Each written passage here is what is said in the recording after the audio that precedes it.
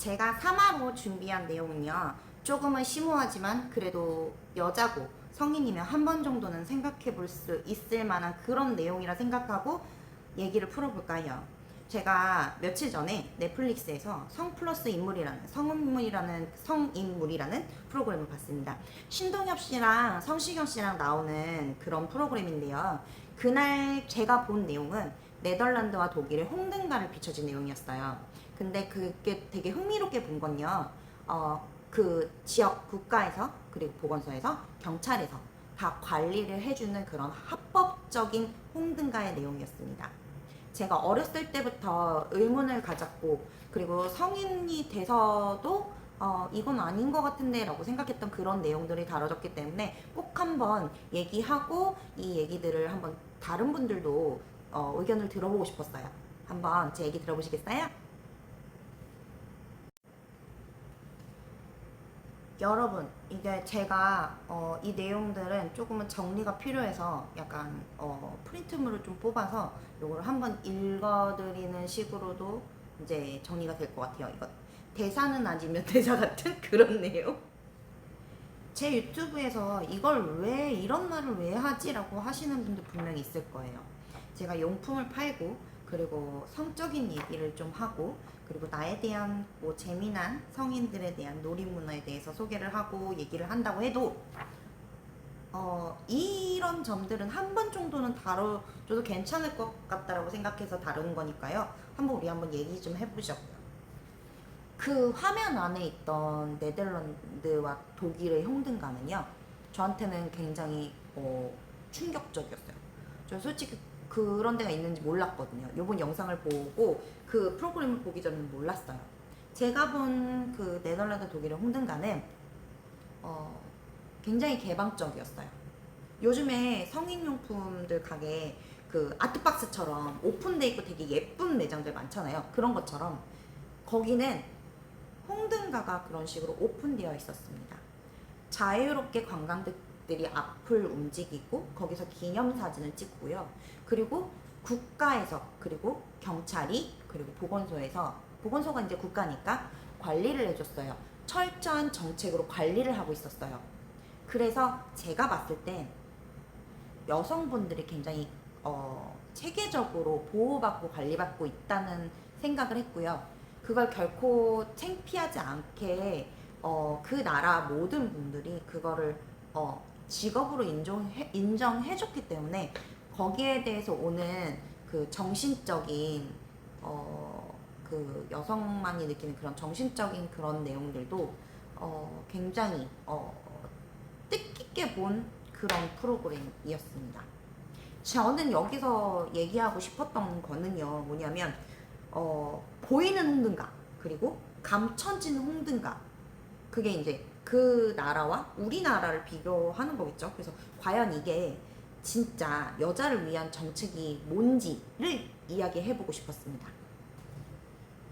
우선 그러면 중요하면 각 나라별로 어떤 규제를 갖고 어떻게 운영되고 있는지 한번 알아볼까요? 네덜란드는요, 2000년부터 성매매를 합법화하고 있고요. 시청에서 업소를 허가해 줍니다.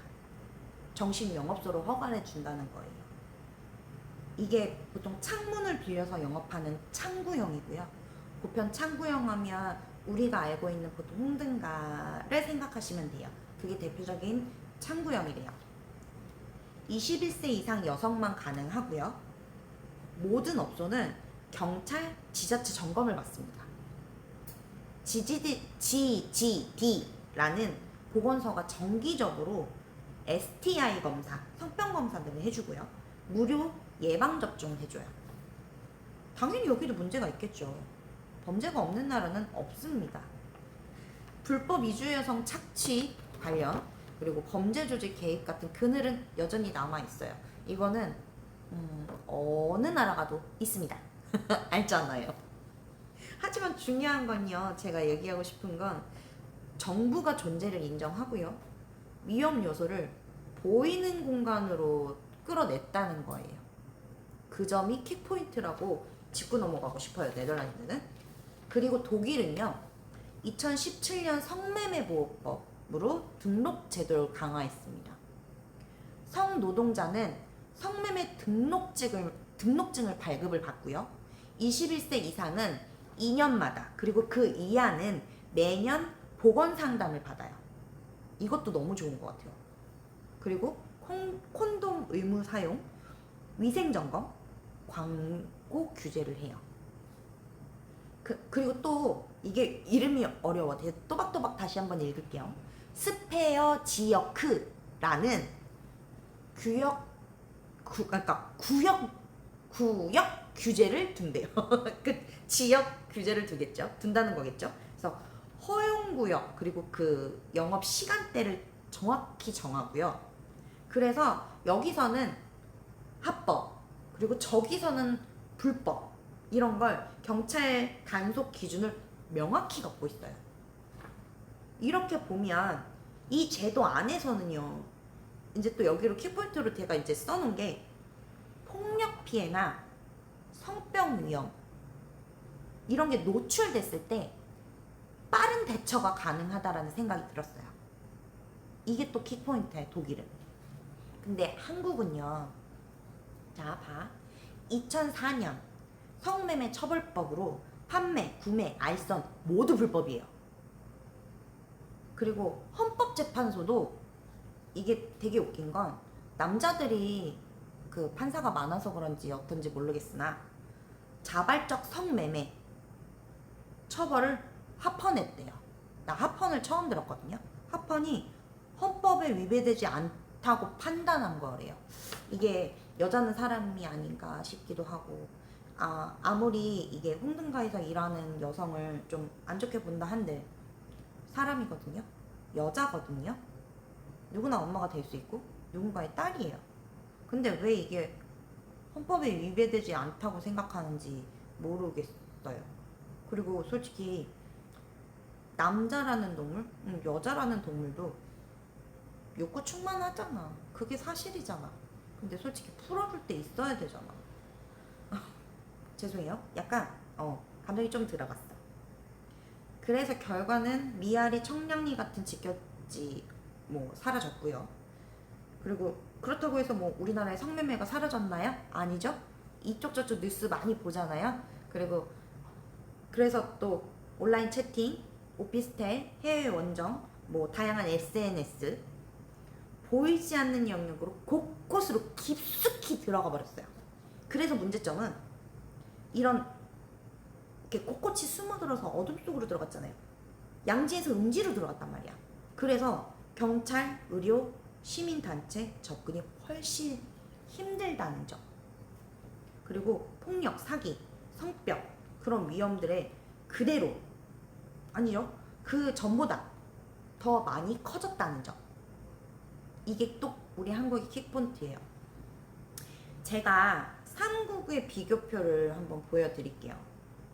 보시면 네덜란드, 독일의 합법으로 인해서 공간, 보건, 경찰에 대한 정리 보이실 거예요. 한국 전면금지 은폐죠. 이건 그냥 은폐야. 없어질 수 없는 일이거든, 솔직히. 여기에 대해서 공간, 보건, 경찰 어떻게 됐을까요? 단속 중심. 나 이게 너무 얘기하고 싶었어. 네덜란드, 독일에 완벽하지는 않지만 최소한 위험을 눈에 보이게 했다는 점. 그래서 빠른 대응이 가능하게 됐다는 점. 그래서 위험에 노출되어 있는 여성을 좀 더 빨리 구해낼 수 있다는 점. 이런 점들. 제가 여기서 지금부터 그냥 제 생각을, 전부터 하고 있던 생각을 얘기하고 싶은 건 뭐냐면요. 성매매 좋지 않은 건 맞습니다. 안 좋은 거라 볼 수 있어요. 근데 어떻게 그런 일을 하게 되고, 그런 분들이 어떤 마음가짐으로 일을 하고 하는 건 아무도 몰라요. 그냥 거기서 일하는 여자라고만 볼 필요 없어요. 어떻게 보면 정말 사랑스러운 딸이었고, 어떻게 보면 진짜 내가 너무 사랑하는 엄마이기도 하고요. 그리고 어떻게 보면 상처 입은 내 이웃이고 친구일 수 있습니다. 그러고 여자예요. 그렇다고 해서 보호받지 않아야 되는 점 없어요. 그게 사실이고요. 전쟁이 일어나도 무슨 일이 일어나도 여자만 피해본다는 거 여기서 또 한 번 얘기하고 싶습니다. 성매매 금지법. 오케이. 아까 정확히 뭐였지? 성매매 처벌법. 판매 구매 알선 모두 불법이 됐잖아요. 그래서 그나마 뭐 완벽한 양지라고는 할 수는 없지만 그래도 관리를 가능한 양지에 있다가 음지로 들어간 그 여성분들은 누가 보호해 줄까요? 그리고 또 문제는 그렇게 인해서 저희 한국 모든 여자들한테 피해가 안 갔을까요? 제 생각은 갔습니다. 이 성매매라는 그 홍등가 집장촌이 없어짐으로써 그때 시기로 리서치를 해보고 조사를 해봐도요, 성병이 늘어났고요. 실질적으로 에이즈 확산이 굉장히 빨랐고요. 그리고 성폭력, 성범죄가 급격하게 늘어났어요. 그리고 여자분들이 다치고 피해를 받고 상처받고 그런 그 사건 사고들이 더 많이 늘었습니다. 그 이유인즉슨 제가 생각하는 건요, 보통 일반적으로 관리한다는 여자, 관리한다는 남자분들 보시면요, 당연히 여자친구, 남자친구를 만나잖아요. 연애를 합니다. 성관계를 하지 않는 분들은 없어요. 그러면서 자기 관리를 하고 검사를 하고 예방접종도 하고 관리를 해요. 근데 제가 이제 이런 유튜브를 찍으면서도 계속 강조할 건데, 오히려 남자보다 관리 안 하는 여자가 더 많다? 그건 사실이에요. 내 주변을 돌아봐도 오히려 남자보다 여자가 더 관리 안 하시는 분 많았습니다. 성병 관련해서도 잘 몰랐고요. 산부인과 가는 것도 굉장히 불편하시는 분들 굉장히 많아요. 솔직히 창피한 게 아니거든요. 내 몸이고 내가 관리해야죠. 근데 그 전에 집장촌 같은 경우는 주기적으로 보건증이라는 걸 끊었어요. 우리 왜 패스트푸드점이나 이런 식당 같은 데 일을 하면 보건증 끊어 가잖아요. 그런 것처럼, 그런데도 그런 것들을 끊었어요. 뭐 성병 검사나 이런 것도 다 끊어서 제출을 했고요. 그리고 그런 것들이 그래도 어느 정도 관리가 됐단 말이에요. 그리고 임신을 한다거나 그랬을 경우에 또 거기에 대한 대처도 있었어요. 근데 그분들이 점점 이제 음지로, 막말로 오피스텔, 뭐 오피라고도 많이 하잖아요. 오피스텔에 들어가고 뭐 다른 뭐 예를 들어 뭐 다방, 그리고 노래방, 뭐 등등등 굉장히 많이 흩어졌어요. 근데 그분들이 관리를 받을 수 있을까요? 관리 체계적으로 솔직히 사람이란 게 시키지 않으면 안 하는 분들 많잖아요. 그렇게 해서 문제가 되는 거. 그래서 관리가 안 됐던 거. 그래서 성병이 많이 생겨나고 더 늘어났다고 생각을 해요. 남자를 욕하는 게 아니에요. 이건 여자도 마찬가지예요. 3대 욕구라고 하잖아요. 성욕이. 근데 남자분들은 솔직히 풀어야 된다고 생각해요.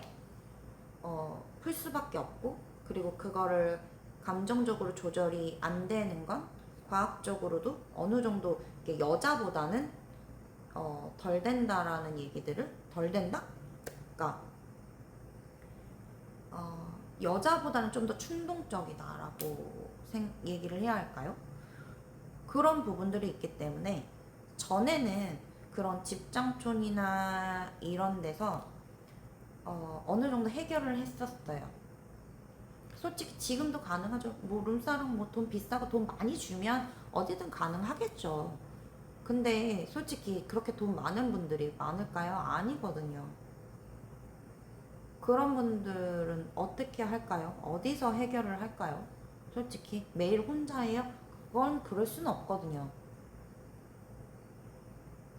그래서 결론적으로 그 범죄들이 늘어났어요.